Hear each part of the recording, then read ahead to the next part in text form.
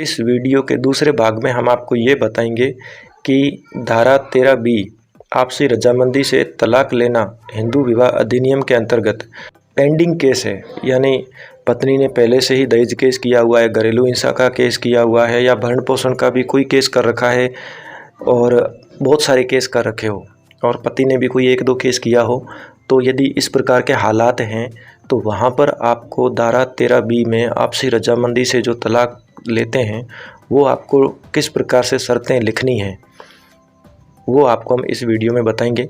दोस्तों, जब आपके कोई भी केस पेंडिंग चल रहे होते हैं और वहाँ पे यदि आप आपसी रजामंदी से तलाक लेने वाली चीज़ में जब आप आगे बढ़ने की कोशिश करते हैं तो यहाँ पे पुरुषों के साथ में बहुत ज़्यादा धोखा होता है और ये धोखा 3 लोग देते हैं। पत्नी देती है, वकील देता है पत्नी का, और पति का वकील भी उसी को देता है और कोर्ट का जज देता है। तो दोस्तों, यहाँ 3 लोग हैं जो एक आदमी को यानी पुरुष को धोखा देने को तैयार बैठे हैं। इस वीडियो को ध्यान से आपको समझना है। यदि आपके कोई पेंडिंग केस चल रहे हैं और पार्टी समझौते की बात कर रही है तो आपको इस कानूनी डकैती और फैमिली कोर्ट के दाव पेच को किस प्रकार शर्तों में लिखना है इस वीडियो में आपको हम समझाएंगे। ध्यान से आप समझने की कोशिश करना। दोस्तों, सबसे पहले हम ये देख लेते हैं पति की मानसिक गलतियां क्या है, उसके बाद हम देखेंगे पति की कानूनी गलतियां क्या है और पेंडिंग केसों में तलाक समझौता पत्र कैसे लिखें। सावधानियां 1-2 ही है, हम लास्ट में आपको बता देंगे। तो सबसे पहले पति की कानूनी गलतियां क्या क्या। वकील पर इतना अंधा भरोसा कर लेता है कि उसको धोखे का एहसास ही नहीं होता। किसी भी पीड़ित से मार्गदर्शन न लेना। दोस्तों, सिर्फ आप वकील के भरोसे ही बैठे हो, आपको ये नहीं पता कि कोर्ट में असल में जो वहाँ पे व्यवहार में क्या प्रैक्टिस होती है। जब तक आपको इसका ज्ञान नहीं होगा तो या तो फिर आप धोखा खाओगे या फिर इसकी कीमत बहुत ज़्यादा आपको अदा करनी पड़ेगी। तो बेहतर होगा आप किसी पीड़ित से ज़रूर एक बार मार्गदर्शन ले लें।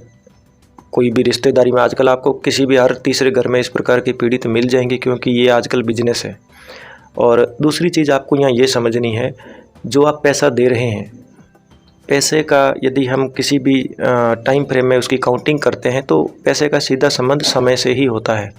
जिस प्रकार समय ज़्यादा होता जाएगा उसी प्रकार पैसे की वैल्यू घटती जाएगी। आप एक चीज़ हमेशा ध्यान रखना, आप जितना ज़्यादा टाइम लगाएंगे तो जो समझौता आज हो सकता है कि 5 लाख में हो रहा हो वो 2 साल बाद में 2 लाख में हो जाए। इसलिए आपको हमेशा टाइम फैक्टर को ध्यान में रखना है। दूसरा, नोटरी शुदा समझौता पत्र नहीं बनाना। कई बार कुछ लोग नोटरी वाला जो एक समझौता पत्र होता है वो नहीं बनाते हैं और उनके बीच में जो शर्तें हैं वो मौखिक रूप से तय हो जाती है और उनको पता ही नहीं होता है कि हमने क्या तय किया था। इसलिए हमेशा लिखित में शर्तें आपको बनानी है। दोनों पक्ष एक दूसरे को ये कहिए कि आप एक खाली पेज पर, ब्लैंक पेज पर हाथ से ही कुछ लिख के दे दो। 2-4 शर्तें जो आपकी मेन शर्तें हैं वो लिख के दे दो, हम विचार करेंगे। यदि हमको लगा कि सही है तो हम आगे बात करेंगे, हमको नहीं लगा नहीं सही है या किसी चीज़ पे हम फंस रहे हैं तो हम आपसे दोबारा पूछ लेंगे। बातचीत करने में कुछ नहीं जाता है जब तक आप नोटरी शुदा समझौता पत्र नहीं बना लेते हो, और ये तभी बनते हैं जब आपका फाइनल हो जाता है, या फिर आप कोर्ट में जब तक ऐसी पिटीशन नहीं फाइल कर देते तब तक उसकी कोई वैल्यू नहीं है, आपके बीच में सिर्फ बातचीत ही हो रही है। चौथा पॉइंट है हमारा, पत्नी के वकील को ही अपना वकील समझना। अक्सर पुरुष ये गलतियां बहुत ज़्यादा करते हैं, वो पत्नी के वकील को ही अपना वकील समझ लेते हैं कि नहीं इसने बोला है तो ये करवा ही देगा। अक्सर ऐसा नहीं होता है। कई बार वो पत्नी की तरफ से कोई चालबाजी कर रहे होते हैं ताकि वो भरण पोषण निकलवा सकें या फिर पति को फंसा सकें या कुछ भी उसको लंबा खींच सकें। 5वीं गलती, सबसे बड़ी गलती, पुरुष ये समझ लेता है कि वो सामने जो औरत खड़ी वो मेरी पत्नी है। जब आपका कोई भी मामला कोर्ट के अंदर चला जाता है और आपके ऊपर घरेलू हिंसा, दहेज केस, भरण पोषण ये लग जाते हैं तो आप उस औरत को अपनी पत्नी समझना बंद कर दीजिए, क्योंकि अब वो आपकी पत्नी नहीं है। सिर्फ कागज़ों में आपकी पत्नी है, वो लिखा हुआ वर्ड है, भावनाएं मर चुकी होती है। आप उसको आप ये मान सकते हो कि वो एक ऐसी औरत है जो अपनी रातों की कीमत वसूल करना चाहती है और वो उन रातों की बोली लगा रही है। हम ऐसा वर्ड यूज़ कर रहे हैं क्योंकि अक्सर ये सारी लड़ाइयाँ, आपका प्यार वगैरह, ये सब एक लास्ट में सौदा बन जाता है। और जब ये प्यार सौदा बनता है तो इसका मतलब ये है कि वो एक बिजनेस है और उसकी कीमत वसूली जा रही है, तो आप उसको पत्नी तो नहीं मान सकते। ये हमारी खुद की राय है, बाकी आपको जो समझना है, आपको जो कहना है आप कह सकते हो। अब आ जाते हैं पति कानूनी गलतियां क्या करता है। प्रत्येक पेंडिंग केस में अलग अलग पैसा देता है, ये इसकी सबसे बड़ी गलती होती है। जैसे पत्नी की तरफ से ये आता है कि हम दहेज केस वापस ले लेंगे, आप हमको यहाँ पे 50,000 रुपये दे दोगे। फिर आता है घरेलू हिंसा वापस लेंगे, आप यहाँ पे 50,000 दे दोगे। फिर हम भरण पोषण वाला ये केस वापस ले लेंगे, आप फिर 50,000 में दे दोगे। फिर आता है कि अब तलाक के लिए क्या करना है, तो बोले उसके लिए जो हमारा राशि तय हुआ आप वही दोगे। तो जो दिया वो तो अलग अलग केस का था। तो प्रत्येक पेंडिंग केस में आप अलग अलग जो पैसा देते हो, ऐसी गलती नहीं करनी है। दूसरा, हर एक केस को लापरवाही से जल्दबाजी से हैंडल करना। कई बार तो इतनी जल्दबाजी कर लेते हैं पुरुष की, उनको लगता है बस 2 मिनट में तलाक हो ही रहा है। आप हर केस को जहाँ भी आपको लगता है कि आपका आपसी रजामंदी से तलाक होने वाला है या हो सकता है, तो आप इसको लापरवाही से हैंडल मत कीजिए, जल्दबाजी मत कीजिए। सारी शर्तें आप देखिए और आराम से कीजिए, समय दीजिए उसको। वकील को एडवांस में पैसे देना। कई बार कुछ पुरुष हैं जो वकील को एडवांस में ही पैसे दे देते हैं कि इस प्रकार का कोई ऑफ़र आया तो वकील अपने आप देख लेगा, और एडवांस पैसे देने के बाद वो बोलता है बात तो बनी नहीं, जो आपने दिया वो तो चला गया। तो इस प्रकार की गलती भी आपको नहीं करनी है। यदि आपका बैठता है तो ही पैसा देना है, और वो आप तय कर लीजिए, नहीं तो नहीं देना है। चौथा, पत्नी के खाते में सीधे पैसे एडवांस में भेजना। पत्नी का वकील हमेशा ये कहता है कि आप पहले पैसे भेजिए, फिर आपका हम समझौता करवा देंगे। तो ऐसी गलती नहीं करनी है। आप उनको कहना कि हम जो भी पैसा देंगे जरिए आप कोर्ट के ही देंगे, इसके अलावा आप पैसे का लेन देन बाहर कुछ नहीं करेंगे। आप कोई भी पैसा सीधे खाते में नहीं देंगे, कैश नहीं देंगे, कैश लेन देन बिल्कुल नहीं करना है, वकील को भी नहीं देना है जब तक आपका तलाक का पिटीशन फाइल नहीं हो जाता या सेकंड मोशन नहीं हो जाता, तब तक आपको नहीं देना है।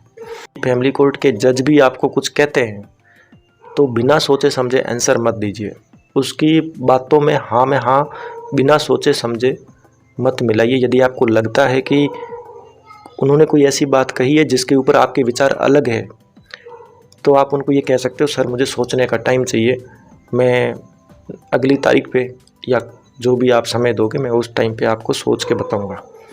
इस बात में ऐसा कोई बुराई नहीं है। यदि आप असहमत हैं तो उस बात को टाल दीजिए, या फिर ये कहिए सॉरी सर मैं इस चीज़ को एग्री नहीं करता, मैं इस बात से सहमत नहीं हूँ। आप कुछ भी कैसे, आप मात्र सॉरी कह दीजिए, बहुत है।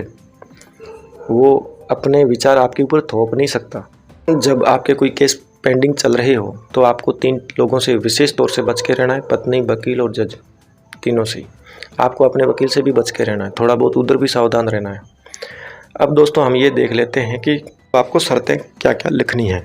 ये है कि पक्षकारों का हिंदू रीति रिवाज से विवाह दिनांक जो भी तारीख को हुआ था और शहर में हुआ था वही पैरा है हमारा। इस विवाह से पक्षकारों के कोई संतान नहीं है, या फिर संतान है तो कितनी है, वो आपको लिखना है। दोस्तों इस वीडियो में हम सिर्फ आपको वो पैरा बताएंगे जो आपको लिखने हैं, बाकी हम पूरा एप्लीकेशन आपको नहीं बताएंगे। पूरा एप्लीकेशन आपको उसी वीडियो में मिलेगा जो इसका फर्स्ट पार्ट है, इसलिए हम आपको सिर्फ वही शर्तें बता रहे हैं जो आपको उसमें कहाँ पे जोड़नी है। हमारा भाग 1 वीडियो है, उसके पैरा नंबर 12 से पहले लिखना है। इसमें आपको ये लिखना है, यह है कि प्रथम पक्षकार ने द्वितीय पक्ष के विरुद्ध, प्रथम पक्षकार यहाँ पे पत्नी को माना गया है, तो प्रथम पक्षकार ने द्वितीय पक्ष के विरुद्ध धारा 12 घरेलू हिंसा से महिलाओं का संरक्षण अधिनियम के तहत न्यायालय जिस कोर्ट में मामला किया वो और शहर का नाम एक मुकदमा कर रखा है, जिसका मुकदमा नंबर आपको लिखना है, जिसकी आगामी तारीख पेशी है वो आपको लिखनी है, जिसका नाम मतलब केस का नाम क्या है, श्रीमती XX बनाम XY, तो XX तो है श्रीमती जी का नाम और XY है वो श्रीमती जी के पति का नाम है, वो आपको लिखना है। इसी तरह प्रथम पक्ष ने द्वितीय पक्ष के विरुद्ध एक मुकदमा अंतर्गत धारा 125 CRPC भरण पोषण पारिवारिक न्यायालय संख्या जो भी है उसमें शहर का नाम लिखना है में भी कर रखा है, जिसका अनुमान श्रीमती XX बनाम XY है। यदि ये जो श्रीमती के बाद XX व अन्य है, ये अन्य आपको तभी लिखना है जब उसके बच्चा हो। यदि बच्चा नहीं है आपके मध्य तो ये अन्य हटा देना, सिर्फ XX बनाम XY आएगा। XY पति का नाम है, जिसका मुकदमा नंबर फौजदारी मूल संख्या आपको ये यहाँ पे लिखनी है कि कौन सा प्रकरण संख्या है, जिसकी तारीख पेशी दिनांक कब है, अगली तारीख कौन सी आ रही है, वहाँ जो भी आपकी पेशी है वो लिखेंगे।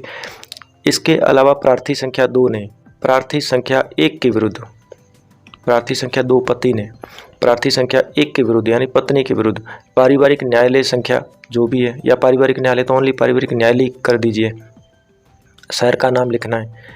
मैं धारा 9 हिंदू विवाह अधिनियम का प्रस्तुत कर रखा है, यानी पत्नी को वापस लाने का कोई मामला कर रखा है तो वो आपको लिखनी। जो लाइन आपके ऊपर लागू नहीं है वो हटा देना।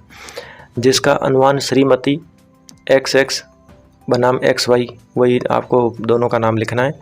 जिसका मुकदमा नंबर, जिसकी तारीख पेशी वो आपको लिखनी है जो भी अगली आएगी। इसके अलावा प्रार्थी संख्या 1 ने प्रार्थी संख्या 2 के विरुद्ध एक मुकदमा अंतर्गत धारा 13 हिंदू विवाह अधिनियम का पारिवारिक न्यायालय संख्या और शहर का नाम में विवाह विच्छेद की डिग्री प्राप्त करने हेतु प्रस्तुत कर रखा है। जिसका मुकदमा संख्या जो भी है दीवानी मूलवाद वो लिखना है। जिसकी तारीख पेशी दिनांक जो भी है वो लिखना है। जिसका अनुमान XY मतलब पति का नाम पहले आएगा, बनाम श्रीमती XX वो बाद में आएगा। प्रार्थीगण ने आपसी सहमति से ये तय किया है कि आगामी 6 माह की अवधि में दोनों पक्ष अपने अपने द्वारा किए गए मुकदमे विड्रॉ करेंगे। ये मोशन पेश करते समय दोनों पक्ष एक दूसरे को अपने द्वारा विड्रॉ किए गए मुकदमों की प्रमाणित प्रतिलिपि देंगे। ठीक है, यहाँ तक तो आपको समझ में आ गया होगा। और उसी समय प्रार्थी संख्या 1 यानी पति प्रार्थी संख्या 2 को इतने रुपए का बैंक ड्राफ्ट देने के लिए बाध्य रहेगा, यदि पैसे का लेन देन का कुछ है तो वो, नहीं तो हमारी वो शर्त आप लिख देना कि जहाँ आप हमने फर्स्ट वीडियो में बताया था कि हम पैसे को उसका कोई जिक्र नहीं करना चाहते। ठीक है, तो यहाँ पे वो भी आप चाहो तो कि पैसे का लेन देन नहीं है तो उसमें आप लिखेंगे कि आपसी सहमति से तय कर लिया है और प्रार्थी संख्या 2 ने पत्नी ने वो पैसा प्राप्त कर लिया है, बस इतना भी लिख सकते हो। उसके बाद में यदि वो ऐसा नहीं करता है तो वो धोखाधड़ी करने का दोषी माना जाएगा, जिसके लिए प्रार्थी संख्या 2 उसके विरुद्ध फौजदारी मुकदमा करने की अधिकारी होगी व वो अपने द्वारा विड्रॉ किए गए मुकदमे को पुनः प्रारंभ करने की भी अधिकारिणी होगी। ये समस्त पैरा आपको पैरा जो 12 है उससे पहले जोड़ना है। यह है कि द्वितीय पक्ष अपने द्वारा किए गए उक्त मुकदमों को जरिए विड्रॉ राजीनामा समाप्त करवाएगी, क्योंकि धारा 498A यानी दहेज केस का अपराध काबिले राजीनामा नहीं है। कहीं कहीं पे राज्य में ये शक्ति है कि वो नीचे वाला कोर्ट भी ख़त्म कर देता है, लेकिन कहीं पे ऐसा नहीं है, तो वहाँ पे हाई कोर्ट से होता है ये। जिसका न्यायालय जो भी न्यायालय है जिसमें वो 498 का केस चल रहा है उसका नाम लिखना है और शहर का भी नाम लिखना है। में पेश की गई राजीनामे की दरखास्त खारिज की जाएगी और तब द्वितीय पक्ष और प्रथम पक्ष संयुक्त रूप से धारा 482 CRPC की दरखास्त माननीय उच्च न्यायालय में प्रस्तुत करेंगे और धारा 498A के मुकदमे की प्रोसीडिंग को क्वेश करवाएंगे और द्वितीय पक्ष द्वारा 498A के मुकदमे की प्रोसीडिंग को समाप्त करवाने के लिए पाबंद रहेगी। यदि द्वितीय पक्ष धारा 482 CRPC के तहत उक्त धारा 498A भारतीय दंड संहिता के मुकदमे को क्वेश करवाने में अपना सहयोग प्रदान नहीं करती है तो उक्त रुपए की राशि प्रथम पक्ष को लौटा नहीं होगी। ये मुख्य शर्त है। पक्षकारों ने परस्पर सहमति से ये भी तय किया है कि प्रार्थी संख्या 1 प्रार्थी संख्या 2 के आजीवन भरण पोषण के लिए रुपए जो भी है वो आपको अंकों में लिखने फिर शब्दों में लिखने देगा, जो कि द्वितीय मोशन के समय प्रार्थी संख्या 1 द्वारा प्रार्थी संख्या 2 को सुपुर्द कर दी जाएगी। तत्पश्चात प्रार्थी संख्या 2 प्रार्थी संख्या 1 के विरुद्ध भविष्य में भरण पोषण का कोई भी मुकदमा करने की अधिकारिणी नहीं होगी, न ही उससे कोई मौद्रिक अनुतोष, विवाह खर्च या किसी प्रकार का प्रतिकर प्राप्त करने की अधिकारिणी होगी। पैरा 12 और पैरा 13 के बीच में एक नया पैरा जोड़ना है आपको। ये जो हमने पहले वीडियो में जो पैरा बताए हैं उन पैरा को आप ध्यान से देखना और उसके बीच में आपको जोड़ना है पैरा 12 और 13 के बीच में नया पैरा जोड़ना है आपको और सीक्वेंस सेट करते हैं। आपको एक और पैरा जोड़ना है, यह है कि इस राशि के अलावा XX यानी पत्नी मुझसे किसी भी तरह का कोई बकाया आइंदा ड्यू होने वाला भरण पोषण प्राप्त करने की अधिकारी नहीं होगी, न ही इस संबंध में वो किसी तरह की कोई कानूनी कार्रवाई करने की ये आपको तब जोड़ना है जब आपके यानी पति के विरुद्ध कोई वसूली का मामला पेंडिंग हो। यदि वसूली का मामला पेंडिंग नहीं है तब भी आप जोड़ सकते हो, लेकिन ये मुख्यतः वसूली का यदि मामला है तो उसके लिए ये मुख्य शर्त है। और उम्मीद करता हूँ कि आप समझ गए होंगे। ये जो पैरा हमने बताया लास्ट वाला, ये पैरा 13 के बाद में आपको जोड़ना है। दोस्तों मैं उम्मीद करता हूँ कि शायद आपको ये चीज़ें समझ में आ रही होगी। हमारा ये निवेदन है कि यदि आपके केस पेंडिंग चल भी रहे हैं ना, तो भी आप ख़त्म करके अपना समय बचाइए, अपना पैसा भी बचाइए और पैसे का फ़ायदा भी उठाइए, दोनों के लिए। मैं तुम्हारा सब कुछ छीन लूंगी। मैं हमेशा जंग टालने की कोशिश करता हूं, लेकिन जंग हुई तो जीतूंगा तो मैं ही।